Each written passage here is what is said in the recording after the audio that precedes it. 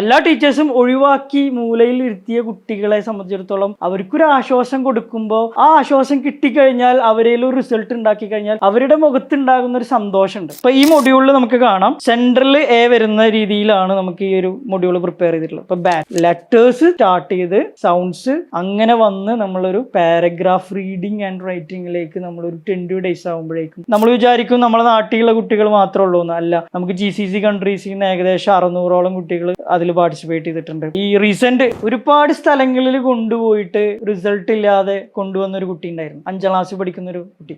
ഒരുപാട് സ്ഥലങ്ങളിൽ പോയിട്ട് അവിടെ ഫീസ് കൊടുത്തിട്ട് അറ്റൻഡ് ചെയ്യുന്നില്ല എന്നുള്ളതാണ്. ആ കുട്ടി ഇരിക്കുന്നില്ല.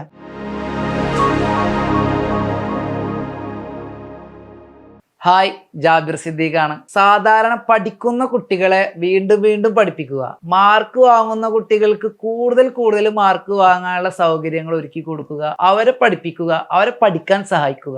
ഇതാണ് ബഹുഭൂരിപക്ഷം ടീച്ചേഴ്സും ചെയ്യുന്നതെങ്കിൽ അതിന് വ്യത്യസ്തമായിട്ട് പഠിക്കാൻ ബുദ്ധിമുട്ടുന്ന, പഠിക്കാൻ താല്പര്യമില്ലാത്ത, ഒരുപാട് പഠന പ്രശ്നങ്ങൾ നേരിടുന്ന 5ാം ക്ലാസ്സിലായിട്ട് 1ാം ക്ലാസ്സിന്റെ പെർഫോമൻസ് പോലും ഇല്ലാത്ത 1300 കുട്ടികളെ എഴുതാനും വായിക്കാനും പ്രാപ്തമാക്കിയ ട്രെയിനിങ് ടീം ലീഡ് ചെയ്യുന്ന നൗഫൽ ടാലന്റ്, അദ്ദേഹമാണ് കോഫി ടോക്ക് വിത്ത് ജാബിർ സിദ്ദീഖിന്റെ ഇന്നത്തെ അതിഥി. Welcome Naufal sir.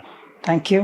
സാധാരണ പഠിക്കുന്ന കുട്ടികളെ വീണ്ടും പഠിപ്പിക്കുക, അതാണ് ബഹുഭൂരിപക്ഷം ടീച്ചേഴ്സിന് ഇഷ്ടമുണ്ടാവുക. അപ്പോൾ എന്തുകൊണ്ടാണ് നിങ്ങൾ പഠിക്കാൻ താല്പര്യമില്ലാത്ത കുട്ടികളെ അവരെ പഠിപ്പിക്കാന്നുള്ള ചാലഞ്ച് ഏറ്റെടുക്കാനുള്ള, അല്ലെങ്കിൽ അത്തരം ഒരു കുട്ടികളിലേക്ക് താങ്കൾ ഇറങ്ങാന്നുള്ള കാരണം എന്തുകൊണ്ടാണ്? സാധാരണയായിട്ട് പഠിക്കുന്ന കുട്ടികളെ പഠിപ്പിക്കാനാണ് എല്ലാ ടീച്ചേഴ്സിനും ഇഷ്ടം. സാറ് പറഞ്ഞത് വളരെ കറക്റ്റാണ്. കാരണം നമ്മൾ കണ്ടുവന്നിട്ടുള്ള ഒരു സമ്പ്രദായം തന്നെയാണ്. അപ്പൊ അതുകൊണ്ട് തന്നെ എനിക്ക് തോന്നിയൊരു കാര്യം, അത് വളരെ സിമ്പിൾ ആയിട്ടുള്ള ഒരു കാര്യമല്ലേ. പഠിക്കുന്ന കുട്ടികളെ പഠിപ്പിക്കാന്ന് പറയുന്നത് ഏറ്റവും സിമ്പിൾ ആയിട്ടുള്ള ഒരു കാര്യം. പക്ഷെ അതിലൊരു സന്തോഷം കണ്ടെത്താൻ ചിലപ്പോൾ നമുക്ക് സാധിച്ചെന്ന് വരില്ല. അപ്പൊ ഈ പഠിക്കാത്ത കുട്ടികൾ അല്ലെങ്കിൽ ഏറ്റവും ക്ലാസ്സിൽ വീക്കായിട്ടുള്ള കുട്ടികൾക്കൊക്കെ ശ്രദ്ധ കിട്ടൽ വളരെ കുറവാണ്. അവർക്ക് തീരെ അറ്റൻഷൻ കിട്ടില്ല. കാരണം എന്താണ്? എല്ലാവരും ശ്രദ്ധ പഠിക്കുന്ന കുട്ടികളിലാണ്. അപ്പൊ എല്ലാ ടീച്ചേഴ്സും ഒഴിവാക്കി മൂലയിൽ ഇരുത്തിയ കുട്ടികളെ സംബന്ധിച്ചിടത്തോളം അവർക്കൊരു ആശ്വാസം കൊടുക്കുമ്പോൾ ആ ആശ്വാസം കിട്ടിക്കഴിഞ്ഞാൽ അവരിൽ ഒരു റിസൾട്ട് ഉണ്ടാക്കി കഴിഞ്ഞാൽ അവരുടെ മുഖത്തുണ്ടാകുന്ന ഒരു സന്തോഷമുണ്ട്. That is authentic happiness. ആ ഒരു ഹാപ്പിനെസ് നമ്മളിലേക്ക് കിട്ടുക എന്നുള്ളതിലുപരി അത്തരം കുട്ടികൾക്ക് ഒരു സപ്പോർട്ട് കൊടുക്കാൻ എന്തുകൊണ്ട് നമ്മളൊരു അതിൻ്റെ ഒരു ആളായിക്കൂടാ എന്നുള്ളത് ഒരു കോൺസെപ്റ്റിലാണ് എനിക്ക് ഒരു ചിന്താഗതി വന്നത്.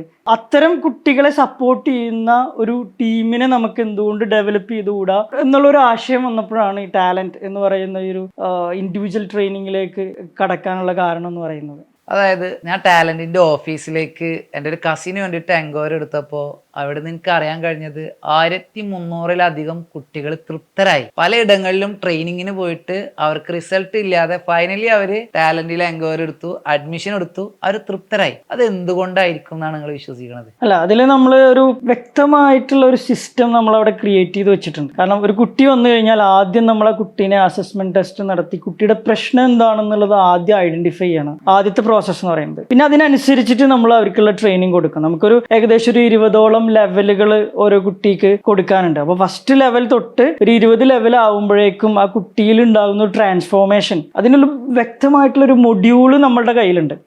മെയിനായിട്ട് എന്ന് പറഞ്ഞാൽ കുട്ടിയുടെ പ്രശ്നം മനസ്സിലാക്കുന്നു എന്നുള്ളതാണ് ഒന്നാമത്തെ കാര്യം. രണ്ടാമത്തെ കാര്യം എന്ന് പറയുന്നത് ആ കുട്ടിക്ക് കൊടുക്കാൻ പറ്റിയ ഒരു മൊഡ്യൂള് നമ്മളുടെ കയ്യിലുണ്ട് എന്നുള്ളതാണ്. സോ ആ ഒരു സിസ്റ്റത്തിലൂടെ പോകുമ്പോൾ വിത്തിൻ 10 to 20 ഡേയ്സിൻ്റെ ഉള്ളിൽ ആ കുട്ടിയിൽ വലിയൊരു ചേഞ്ച് ആണ് ഉണ്ടാവുന്നത്. സാധാരണ 1 വർഷം 2 വർഷം എത്ര ട്യൂഷന് പറഞ്ഞയച്ചു കഴിഞ്ഞാൽ പോലും ആ ഒരു റിസൾട്ട് നമുക്ക് അഷ്യൂർ ചെയ്യാൻ പറ്റില്ല. കാരണം വർഷങ്ങളോളം ട്യൂഷന് പോയിട്ട് ഒരു റിസൾട്ട് ഇല്ലാതെ നമ്മൾ ഒരുപാട് കുട്ടികളെ കണ്ടിട്ടുണ്ട്. It's not a tuition. ഇതെന്ന് പറഞ്ഞു കഴിഞ്ഞാൽ ഒരു ഇൻഡിവിജ്വൽ ട്രെയിനിങ് ആണ് നമ്മളിവിടെ കൊടുക്കുന്നത്. ആ ഒരു ട്രെയിനിങ്ങിലൂടെ അവർ വേറൊരു ആളായി മാറുകയാണ് പിന്നീട്. പിന്നെ അതിന്റെ കൂടെ നമ്മൾ ഉപയോഗിക്കുന്ന ഒരുപാട് മെത്തേഡ്സും ഉണ്ട്. അപ്പം അപ്രീസിയേഷൻ കൊടുക്കുന്നുണ്ട്, അവരുടെ ബ്രെയിൻ ഡെവലപ്പ് ചെയ്യാനുള്ള എക്സസൈസുകൾ, കാര്യങ്ങൾ അങ്ങനെയൊക്കെ കൊടുത്തു വരുമ്പോൾ കുട്ടിയിൽ വലിയൊരു ട്രാൻസ്ഫോർമേഷൻ ആണ് എന്ത് ചെയ്യുന്നത്, സംഭവിക്കുന്നത്. 20 ലെവൽ എന്ന് പറഞ്ഞല്ലേ, ഈ 20 ലെവല് ഒരു ഫോർ എക്സാമ്പിൾ 4ാം ക്ലാസ്സിലായിട്ടും അല്ലെങ്കിൽ 5ാം ക്ലാസ്സിലായിട്ടും 5ാം ക്ലാസ്സിന്റെ പെർഫോമൻസ് പോയിട്ട് 1ാം ക്ലാസ്സിന്റെ പെർഫോമൻസ് പോലും ഇല്ലാത്തൊരു കുട്ടിയാണെങ്കിൽ ആ കുട്ടിക്കൊക്കെ ഈ 20 ലെവല് എളുപ്പം നിങ്ങൾക്ക് ഇംപ്ലിമെന്റ് ചെയ്യാൻ പറ്റുമോ? ഇനി അതല്ല, നിങ്ങൾ ഇംപ്ലിമെന്റ് ചെയ്തത് ആ കുട്ടിക്ക് എളുപ്പം ക്യാച്ച് ചെയ്യാൻ പറ്റുമോ എന്നുള്ളതാണ് എനിക്കൊരു സംശയം തോന്നി. ഒരുപാട് കുട്ടികളെ ഞാനും കണ്ട് പരിചയമുള്ളത് കൊണ്ട് അങ്ങനത്തെ ഒരു സംശയമാണ് എനിക്ക് വന്നത്. സിമ്പിളായിട്ട് ക്യാച്ച് ചെയ്യാൻ പറ്റും എന്നുള്ളതാണ്. കാരണം ക്യാച്ച് ചെയ്യാൻ പറ്റുന്ന രീതിയിലാണ് നമ്മളിത് ബിൽഡ് ചെയ്തിട്ടുള്ളത്. കാരണം എന്താ വെച്ചാൽ പലപ്പോഴും ചിലപ്പോൾ മീനിങ്സ് ഒക്കെ നമുക്ക് അറിയുന്ന വേർഡ്സ് ആവും കുട്ടികൾ പഠിക്കുന്നുണ്ടായിരിക്കാം. അപ്പൊ പല വേർഡുകളുടെ മീനിങ് ഇല്ലാതെ നമുക്ക് ആ വേർഡ് തലതിരിച്ചിട്ടിട്ട് അവർക്കത് പെട്ടെന്ന് ഗ്രാസ്പ് ചെയ്യാൻ പറ്റുന്ന രീതിയിലാണ് നമ്മളത് ബിൽഡ് ചെയ്തിട്ടുള്ളത്. അപ്പൊ അതുകൊണ്ട് തന്നെ പെട്ടെന്ന് അവർക്ക് ഗ്രാസ്പ് ചെയ്യാൻ പറ്റുന്ന ഒരു മെത്തേഡാണ് അതിൽ നമ്മൾ ഫോളോ ചെയ്യുന്നത്. ജസ്റ്റ് കോഫി ടോക്കിന്റെ ഫോളോവേഴ്സിന് വേണ്ടിയിട്ട് അതിന്റെ ഒരു ലെവലില്ലേ, ഒരു ലെവലിൽ അല്ലെങ്കിൽ ഒരു ആശയം, കാരണം ഒരു ബേസ് ഇല്ലാത്ത കുട്ടിക്ക് നിങ്ങൾ എങ്ങനെ പഠിപ്പിക്കും എന്നുള്ളതിന്റെ ജസ്റ്റ് ഒരു ചെറിയ ഭാഗമായിലൊന്ന് കാണിക്കാൻ പറ്റും. ഇപ്പൊ ഇംഗ്ലീഷ് ആൽഫബറ്റ്സ് പോലും അറിയാത്തൊരു കുട്ടിയാണ്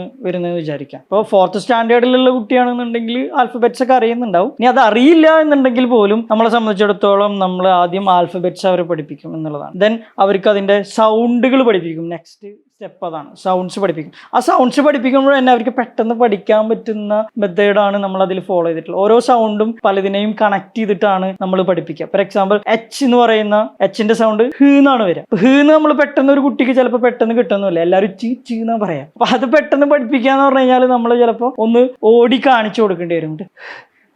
കിതക്കുന്ന സൗണ്ടാണ് അപ്പൊ അവർക്കത് കിതപ്പ്. പിന്നെ നമ്മൾ ഇത് കണക്ട് ചെയ്യാൻ വേണ്ടി ആ കുട്ടിക്ക് എച്ചിന്റെ സൗണ്ട് എന്താ വെച്ചാൽ ഇങ്ങനെ ആക്കിയാൽ മതി. അപ്പോഴേക്കും അവരത് എന്താവും, കണക്റ്റ് ആവും, ഹ് എന്ന് പറയാൻ തുടങ്ങും. അതൊരു എക്സാമ്പിൾ. ഇതുപോലെ പലതിനും പല മെത്തേഡുകളുണ്ട്. അപ്പൊ അതൊരു ഡെയിലി ലൈഫായിട്ട് കണക്ട് ചെയ്തിട്ടാണ് നമ്മൾ എന്ത് ചെയ്യുന്നത്, പഠിപ്പിക്കുന്നത്.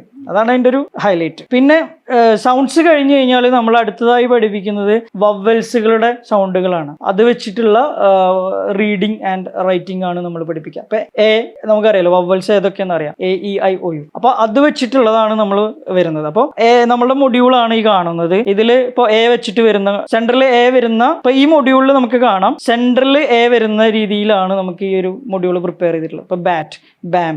അപ്പോൾ ഇത് നമ്മൾ പഠിപ്പിക്കുന്ന ഒരു മെത്തേഡ് ഉണ്ട്. എല്ലാ മെത്തേഡും നമുക്ക് ഇവിടെ പറയാൻ പറ്റില്ല, കാരണം അത് നമ്മളുടെ ഒരു സീക്രട്ട് ആയതുകൊണ്ട് മാത്രമല്ല, ഈ നമ്മളെ സംബന്ധിച്ചിടത്തോളം വീഡിയോ ലെങ്ത് ആവും ചെയ്യും. അപ്പൊ അതുകൊണ്ട് നമുക്കത് പറയുന്നില്ല. അപ്പൊ അതുപോലെ തന്നെ ഓ സെൻട്രൽ വരുന്ന രീതിയിൽ, ഇപ്പൊ ഹോട്ട്, ലോഗ്, ഇങ്ങനെ ഓരോ ലെവലുകളും എന്തുണ്ട്. ഇപ്പൊ ഐ സെൻട്രൽ വരുന്ന രീതിയിൽ, യു സെൻട്രൽ വരുന്ന രീതിയിൽ, യു ഫസ്റ്റിൽ വരുന്ന രീതിയിലൊക്കെ നമുക്ക് എന്ത് ചെയ്യാം, പഠിപ്പിക്കാം. അപ്പോൾ ഇതിങ്ങനെ പഠിപ്പിക്കുന്ന സമയത്ത് നമുക്കൊരു ഏകദേശം ഒരു 20 ലെവൽസ് ആണ് ഇത് ടോട്ടലായിട്ട് വരുന്നത്. അപ്പോൾ ഇത് പഠിപ്പിക്കുന്നത് ഏകദേശം ലെവൽസ് വരുന്നത് ഇങ്ങനെ തുടങ്ങിയിട്ട് 20 ലെവൽസിലാണ് നമുക്ക് ഇത് അവസാനിക്കുന്നത്. 20 ലെവൽ ആകുമ്പോഴേക്കും നമ്മളൊരു ഈ ഒരു ലെവലിലേക്ക് എന്ത് ചെയ്യും, എത്തും. പാരഗ്രാഫ് റീഡിങ് എന്നുള്ള ലെവലിലേക്ക് എത്തും. അഥവാ ലെറ്റേഴ്സ് സ്റ്റാർട്ട് ചെയ്ത് സൗണ്ട്സ് അങ്ങനെ വന്ന് നമ്മളൊരു പാരഗ്രാഫ് റീഡിങ് ആൻഡ് റൈറ്റിംഗിലേക്ക് നമ്മളൊരു 20 ഡേയ്സ് ആകുമ്പോഴേക്കും കുട്ടി എത്തും എന്നുള്ളതാണ്.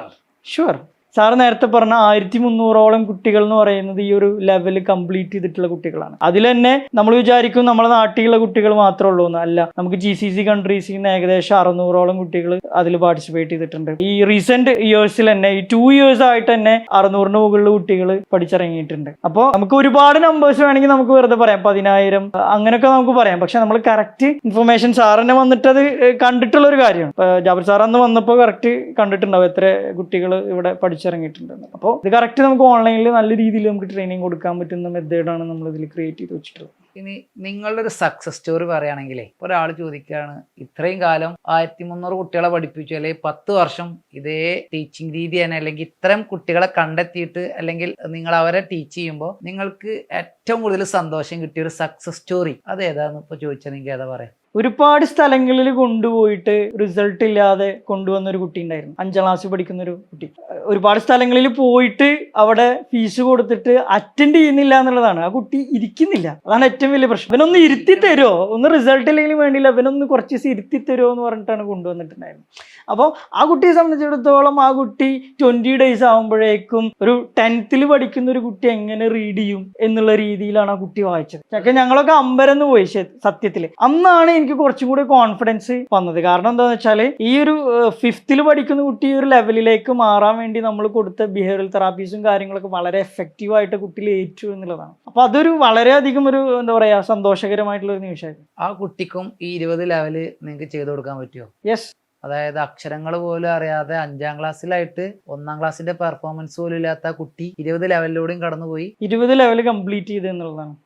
സാധാരണ പാരഗ്രാഫ് സാധാരണ രീതിയിൽ കുട്ടികൾ പാരഗ്രാഫ് റീഡ് ചെയ്യുന്ന ഒരു അവസ്ഥയിലേക്ക് ആ കുട്ടി ചേഞ്ച് ചെയ്തു എന്നുള്ളതാണ്. പക്ഷേ ഈ ഒരു നമ്മൾ വിചാരിക്കുന്ന ആ ഒരു ഡേയ്സിനുള്ളിൽ ചിലപ്പോൾ അവരിരുന്ന് തരുന്നു നമ്മൾ വിചാരിക്കരുത്. കാരണം അവരുടേതായിട്ടുള്ള രീതിയിലേക്ക് അപ്പോൾ നമ്മൾ ചെറിയൊരു വേരിയേഷൻ നമ്മൾ വരുത്തേണ്ടി വരും. കാരണം നമ്മൾ എല്ലാ കുട്ടികളെയും ഈ പറഞ്ഞ പോലെ തീരെ ഇരിക്കാത്ത ഒരു കുട്ടിയും ഒതുങ്ങിയിരിക്കുന്ന ഒരു കുട്ടിയും തമ്മിൽ വ്യത്യാസമുണ്ട്. അപ്പോൾ അതിനനുസരിച്ച് ചിലപ്പോൾ ഡേയ്സ് ചിലപ്പോൾ എന്ത് ചെയ്യേണ്ടി വരും, ചെറിയൊരു ചേഞ്ചിൽ അത് വരുത്തേണ്ടി വരും എന്നുള്ളതാണ്. പല രക്ഷിതാക്കളും ചോദിക്കാറുണ്ടേ, പഠന പ്രശ്നങ്ങളുള്ള കുട്ടികളൊന്ന് ക്ലാസ്സിൽ ഇരിക്കണ്ടേ, അവർക്കൊന്ന് പഠിക്കാനൊക്കെ കഴിയും, ഒന്നിരുന്ന് ശ്രമിച്ചാൽ അവർക്ക് വേറെ പലതിനും കഴിയുന്നുണ്ട്. അതുപോലെ തന്നെ ലോകകപ്പിൽ ഇന്ത്യ എത്ര റൺസ് അടുത്തെന്ന് ചോദിച്ചാൽ മെമ്മറി ഉണ്ട്. അതുപോലെ തന്നെ 6ന്റെ മൾട്ടിപ്പിൾ പെട്ടെന്ന് ഇങ്ങനെ ക്രിക്കറ്റ് ഇൻഫ്ലുവൻസ് ചെയ്തതുകൊണ്ട് 6, 12, 18 അവർക്ക് എല്ലാവിധ ബോധമുണ്ട്. പക്ഷെ പഠിക്കാൻ താല്പര്യമില്ല. ഈ താല്പര്യം ഇല്ലാത്ത കുട്ടികൾക്ക് താല്പര്യം ജനിപ്പിക്കാൻ എന്തെങ്കിലും ട്രെയിനിങ്ങുകൾ അല്ലെങ്കിൽ ഈ ട്രെയിനിങ്ങിന്റെ ഭാഗമായിട്ട് മാറും. നമ്മളെ ട്രെയിനിങ്ങിന്റെ ഏറ്റവും വലിയ പ്രത്യേകത തന്നെയാണ്. ഓഫ് കോഴ്സ് നമുക്ക് അവരെ താല്പര്യമുള്ളവരാക്കുക എന്നുള്ളതാണ് ആദ്യത്തെ ഒരു കാര്യം എന്ന് പറയുന്നത്. അഥവാ കുട്ടികൾക്ക് ഇഷ്ടപ്പെട്ട് പഠിക്കുന്ന രീതിയിൽ നമ്മൾ എന്ത് ചെയ്യണം, അവരെ പഠിപ്പിക്കണം. സാധാരണ അവർ കഷ്ടപ്പെട്ട് പഠിക്കുക എന്നുള്ള രീതിയിലാണ് എല്ലാ മെത്തേഡും നമ്മൾ കാണാറ്. ആദ്യം ഇവർക്ക് ഇത് ഇഷ്ടപ്പെടുന്ന രീതിയിൽ അവരുമായിട്ട് ഒരു റാപ്പോ ടീച്ചർ ക്രിയേറ്റ് ചെയ്തിട്ടാണ് എന്ത് ചെയ്യുന്നത്, ക്ലാസ്സസ് സ്റ്റാർട്ട് ചെയ്യുന്നത്. അതുകൊണ്ട് തന്നെ അവർക്ക് ഇഷ്ടമുള്ള ഒരു മെത്തേഡിലൂടെ പോകുമ്പോൾ അവരെന്ത് ചെയ്യുന്നു, പഠിക്കുന്നു എന്നുള്ളതാണ്. പലപ്പോഴും ഇഷ്ടമില്ലാത്ത രീതിയിലാവുന്നതുകൊണ്ടാണ് കുട്ടികൾ എന്ത് ചെയ്യാത്തത്, ആ പഠനത്തിലേക്ക് വരാത്തത്. പഠന പ്രശ്നങ്ങൾ നേരിടുമ്പോൾ സ്വാഭാവികമായിട്ടും ആ കുട്ടിക്ക് ടെൻഷൻ ഉണ്ടാവും. കാരണം 8ാം ക്ലാസ്സിലായി, എൻ്റെ ഫ്രണ്ട്സുകൾ മുഴുവൻ നന്നായിട്ട് പെർഫോം ചെയ്യുന്നു, നന്നായിട്ട് പഠിക്കുന്നു, അല്ലെങ്കിൽ ടീച്ചേഴ്സ് പറയണതൊക്കെ മനസ്സിലാവുന്നു. കുട്ടിയുടെ പെർഫോമൻസ് കാണുമ്പോൾ സ്വാഭാവികമായിട്ടും പാരൻസിനും ടെൻഷൻ ഉണ്ടാവും. അത്തരം പാരൻസിനോടും അല്ലെങ്കിൽ ആ പ്രശ്നങ്ങൾ നേരിടുന്ന കുട്ടികളോടും നിങ്ങൾക്ക് കൊടുക്കാനുള്ള, നിങ്ങളുടെ 1300 കുട്ടികളെ ഡെവലപ്പ് ചെയ്തെടുത്തൊരു എക്സ്പീരിയൻസിൽ നിന്ന് നിങ്ങൾക്ക് കൊടുക്കാനുള്ള ഒരു മെസ്സേജ് എന്താണ്? നമ്മൾ ആദ്യമായി മനസ്സിലാക്കേണ്ടത് കുട്ടിയല്ല പ്രശ്നം, കുട്ടിയിലാണ് പ്രശ്നം. ഇപ്പൊ കുട്ടിയിലുള്ള പ്രശ്നങ്ങൾ പരിഹരിക്കാനുള്ള ഒരുപാട് ഓപ്ഷൻസ് ഉണ്ട്. അപ്പോൾ ആ ഓപ്ഷൻസ് യൂസ് ചെയ്യുക എന്നുള്ളതാണ് ആദ്യമായിട്ട് ചെയ്യേണ്ട ഒരു കാര്യം. അപ്പൊ അത് നമ്മൾ കണ്ടെത്താതെ പോകുന്നത്, അല്ലെങ്കിൽ കുട്ടിയിൽ പഠന പ്രശ്നങ്ങൾ ഉണ്ടായിട്ട് അത് കണ്ടെത്താതെ പോകുന്നത് പാരൻസ് എന്നുള്ള നിലയിൽ നമ്മൾ ചെയ്യുന്ന ഒരു ബിഗ് മിസ്റ്റേക്ക് ആണ്. കാരണം അത് തലമുറകളിലേക്ക് കൈമാറി പോകാൻ സാധ്യതകളുണ്ട്. കാരണം പഠന പ്രശ്നങ്ങൾ നേരിട്ടത് കൊണ്ട് ആ കുട്ടിക്ക് എഴുതുന്നതിലോ വായിക്കുന്നതിലോ ഒക്കെ ബുദ്ധിമുട്ട് വരുന്നത് കൊണ്ട് ഫ്യൂച്ചർ ജനറേഷനിലേക്കും അത് സ്പ്രെഡ് ചെയ്ത് പോകാനുള്ള സാധ്യതകൾ കൂടുതലാണ്. സോ ഒരുപാട് ഓപ്ഷൻസ് നമ്മളുടെ ഇൻ ദിസ് മോഡേൺ വേൾഡ് ഒരുപാട് ഓപ്ഷൻസ് ഉണ്ട്. അപ്പോൾ ടാലന്റിൽ തന്നെ അല്ലെങ്കിൽ ടാലന്റിന്റെ ടീമിന്റെ കൂടെ തന്നെ അത് പരിഹരിക്കണം എന്നുള്ളത് ഞാൻ പറയുന്നില്ല. ഒരുപാട് ഓപ്ഷൻസ് ഉണ്ട്. അപ്പോൾ ഏതെങ്കിലും ഒരു ഓപ്ഷൻസ് യൂസ് ചെയ്തുകൊണ്ട് ആദ്യം അത് കണ്ടെത്തുക എന്നുള്ളത്, ഏത് ഏരിയയിലാണ് കുട്ടിക്ക് പ്രോബ്ലം എന്നുള്ളത് അസസ് ചെയ്തിട്ട് കണ്ടെത്തുക എന്നുള്ളതാണ് ആദ്യമായിട്ട് ചെയ്യേണ്ട ഒരു കാര്യം. പിന്നെ അതിന് സൊല്യൂഷൻ കൊടുത്തു കഴിഞ്ഞാൽ ആ പ്രശ്നം അവിടെ അവസാനിച്ചു. അപ്പോൾ അത് ചെയ്യാൻ ഉള്ള ഒരു മാനസികാവസ്ഥ എല്ലാ പാരൻസിനും കുട്ടികൾക്കും ഉണ്ടാവണം എന്നുള്ളത് തന്നെയാണ് എനിക്ക് പറയാനുള്ള ഒരു മെസ്സേജ്.